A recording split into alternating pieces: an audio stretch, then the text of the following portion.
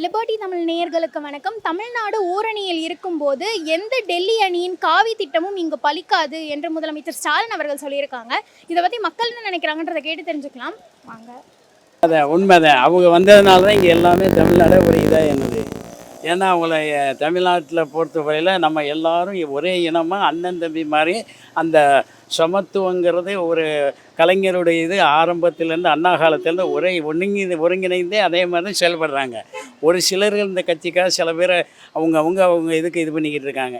இறைவன் ஒருத்தன் இருக்கிற அனைவருக்கும் ஒன்றே. அவங்க பண்ண மாட்டாங்கம்மா. எப்படி பண்ணுவாங்க அவங்க அது வந்து அரசியல் பேசணும் ரொம்ப டீப்பாக போனால் அது வேறு மாதிரிலாம் போகும். பட் நமக்கு அந்த அளவுலாம் தேவையில்லை. இந்த இதுக்கு அவ்வளோ தேவையில்லை. அவங்களுடைய எண்ணங்கள் வந்து காவி வந்து அதாவது சொல்கிறாங்களே ஒரே நாடு ஒரே மதம்ன்றாங்க இல்லையா, அந்த அந்த ஒரு அவங்களோட அது ஒரு சித்தாந்தமாக வச்சுருக்காங்க. ஆர்எஸ்எஸ் சிஸ்டத்தோட வந்து எல்லாம் ஒரே மதமாக இருக்கணும், இந்த நாட்டை வந்து இந்து நாடாக்கணுன்ற மாதிரி பண்ணுறாங்க. பட் எல்லா இதுலையும் மட்டும் தமிழ்நாட்டில் அதெல்லாம் பண்ணுவேன். அதனால தான் அவங்களுக்கு தமிழ் மக்களுடைய விருப்பாக இருக்காங்கல்ல. இங்கே வந்து எதனா ஒரு ஒன்றும் இல்லைம்மா. இப்போ கூட வந்து திருப்பரங்குன்றத்தில் ஒரு பிரச்சனை வந்ததில்ல, முருகனை கையில் எடுத்துன்னு முருகன் மாநாடு நடத்துனா அதெல்லாம் தேவையில்லை. அது வந்து நீங்கள் பண்ணலாம். அவங்க காசு இருக்குது பண்ணுவாங்க, காசெல்லாம் பண்ண முடியாது.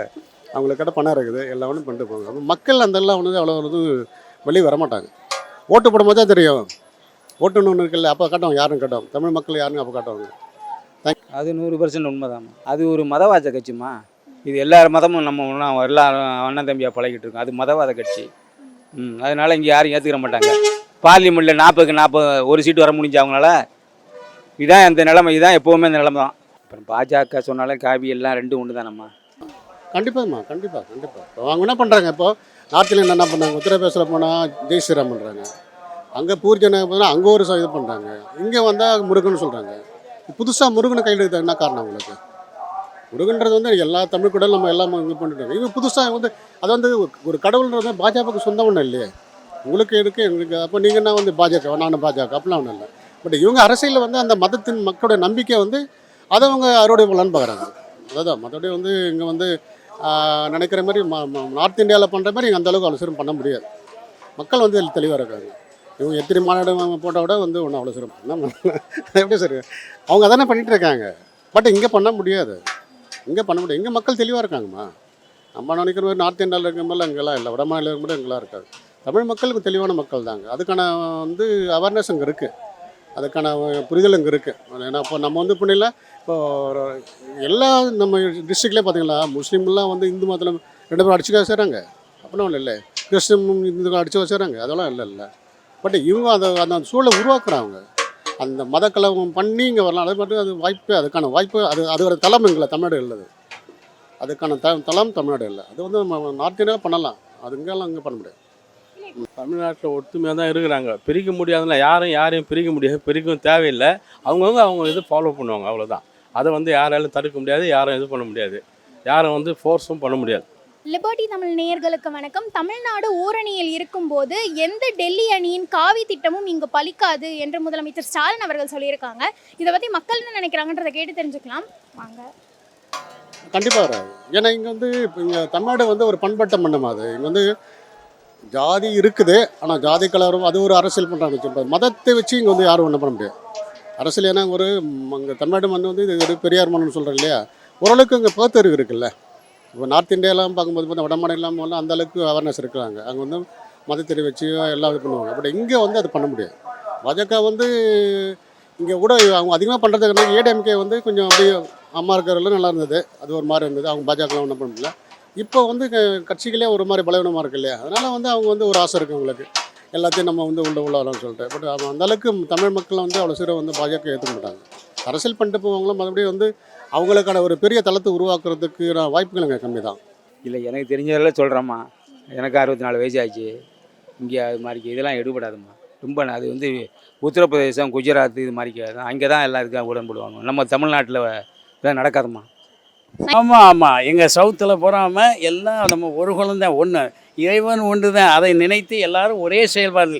கட்சி அவங்கவுங்க வருங்காலம் அவங்களுடைய வருவாய்க்காக அவங்கவுங்க சொல்கிறது மக்களுக்கு தெரியும். மக்கள் பார்த்து எது யாருக்கு இது பண்ணுறாங்களோ அவங்களுக்கு தான் ஓட்டு கிடைக்கும், இதுவும் கிடைக்கும். அந்த நேர்மை, அந்த கண்ணியும் கட்டுப்பாடு இருக்குது. அதே மாதிரி எளிமையாக உள்ளவங்க கஷ்டப்படுறாங்க, அவங்களுக்கு யாரும் பார்க்கறதில்ல.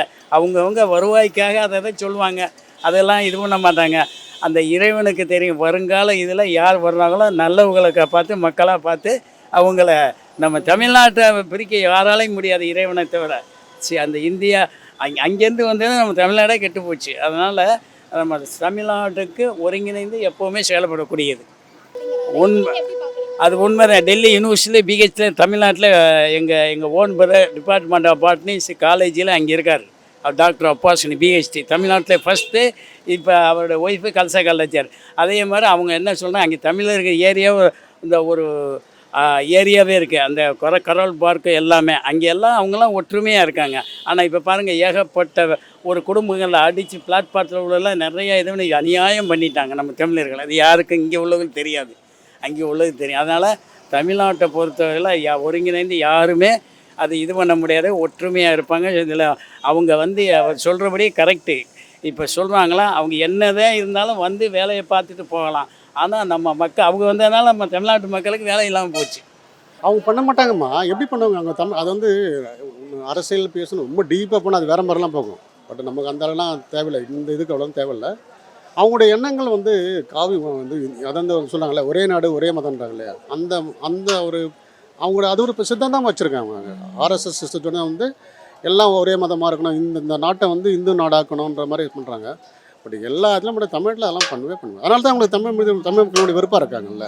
இங்கே எதனா ஒரு ஒன்றும் இல்லைம்மா. இப்போ கூட திருப்பரங்குன்றத்தில் ஒரு பிரச்சனை வந்ததில்ல, முருகனை கையில் எடுத்துன்னு முருகன் மாநாடு நடத்துனாலாம் தேவையில்லை. அது பண்ணலாம், அவங்க காசு இருக்குது பண்ணுவாங்க, காசெல்லாம் பண்ண முடியாதுல்ல.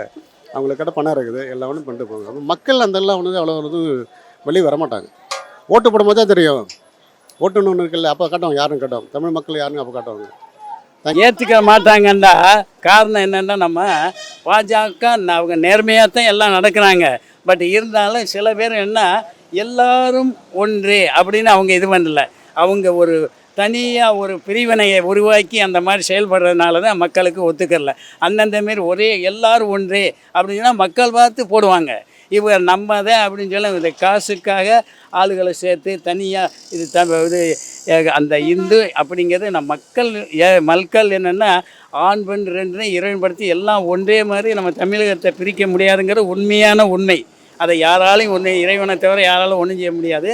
ஆனால் உங்களுக்கு இந்த இந்தியாவை பொறுத்தவரையில் தமிழகத்தை பொறுத்தவரையில் நம்ம தமிழ்நாடு மக்கள் அந்த எலெக்ஷன் நேரத்தில் யார் பார்த்து விரும்பி அவங்களுக்கு போடுறாங்களோ அதனால தான் வெறுக்கிறதுக்கு காரணம்னா மக்களுக்கு இது வரைக்கும் பாருங்கள் வரி பணம் நம்ம தமிழகத்தில் எந்த இதுவும் செயல்பாடு செய்யவே இல்லை. எல்லாம் வெளிநாட்டுக்கு உள்ளவங்களுக்கு தான் அந்த வடநாடு பீகார் எல்லாத்தையும் செஞ்சுக்கிட்டு இருக்காங்க. இங்கே நம்ம தமிழகத்தை பொறுத்தவரையில் இந்த வரி பணம் இது எவ்வளோ ஏழைகள் இங்கே எவ்வளோ பேர் இருக்காங்க. இவ்வளோ பேருக்கு ஏதாவது ஒரு தொழில் திறக்க யாராவது செஞ்சுருக்காங்களா? யாரும் கிடையாது. அதனால் தமிழகத்தை பொறுத்தவரை நம்ம யாரும் எதுவும் சொல்லவில்லை. மக்கள் எல்லாம் ஒன்றிணைந்து எல்லாம் செயல்பட்டால் நம்ம தமிழகத்தை யாராலையும் அசைக்க முடியாது. உண்மைதான்.